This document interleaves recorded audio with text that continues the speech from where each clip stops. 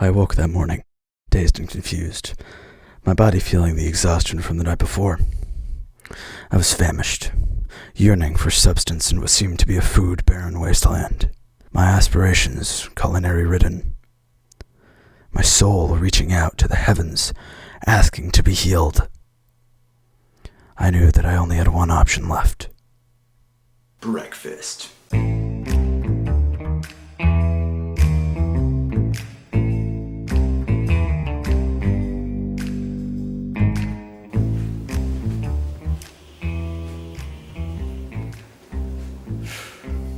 Hello and welcome to the Detective's Handbook.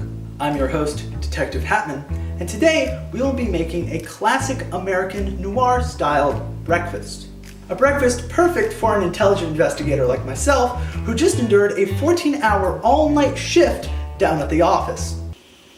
This video will be split up into 3 parts: the beverage, the breakfast, and of course, the very coveted and very necessary detective's dessert.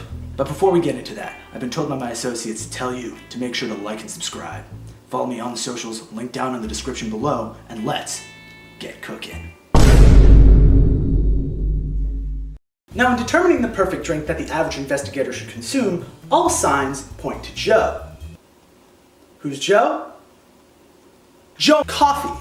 That's right, that bean water freshly ground up by one of life's many industrial machines. Oh, smells like industrial automation. Now, I would personally recommend purchasing a coffee maker for yourself in your household residence, unless your wife already has one. I tell the best jokes. Fill the tower with the required amount of water. I, personally, am adding roughly 2 to 2.5 cups. Once filled, go grab a coffee filter. You can usually find them, scattered around the pantry of your house or maybe even one of the cupboards. Once fit and proper, add your coffee of choice. I, personally, am going with Folgers. Add 2 tablespoons of coffee into the coffee filter, shut the lid, and press the start button. If all said is done correctly, you should be on your way to bean water heaven.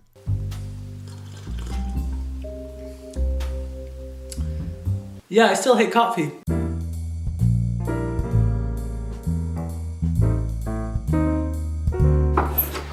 Now onto the meat and potatoes of this project. And by meat and potatoes, I mean egg, sausage, and toast. Obviously!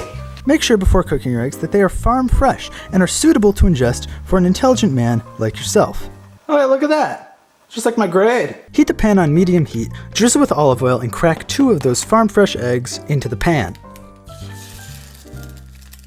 I did mine separately, but you may choose to do it however you like. Making sure they don't char up much, monitor them consistently throughout the cooking process.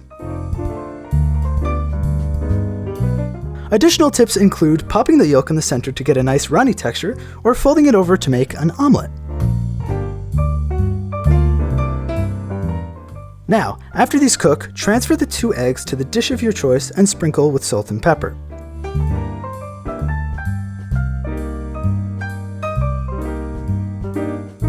In a new pan holding 6 tablespoons of water, add in your sausage patties, making sure to avoid any grease splatter.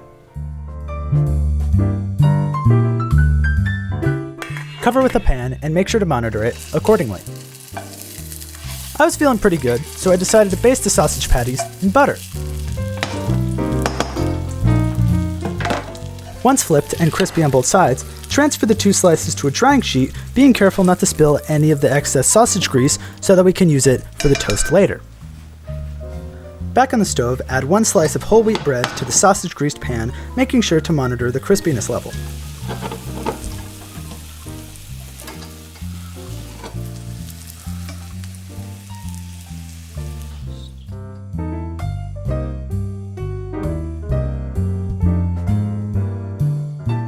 Roughly 2 minutes on each side should give you the crispiest sausage greased saturated toast in all the land.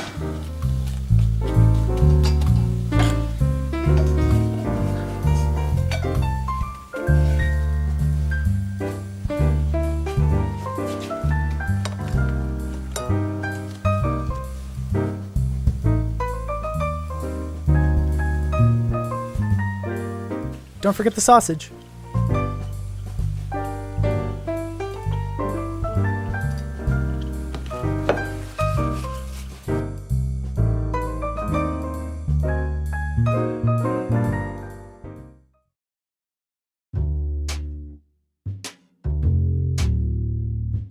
As for the dessert, we'll be covering one of my favorites, the banana split.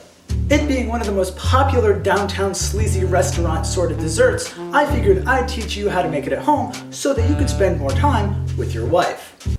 You're welcome. The first thing you are going to need is a bowl. I found this ovular one that fits perfectly with the diner feel. The other thing you are going to need is a tub of ice cream. Take a big spoon and scoop several scoops of said ice cream into the bowl, leaving just enough room at the top to fit the banana.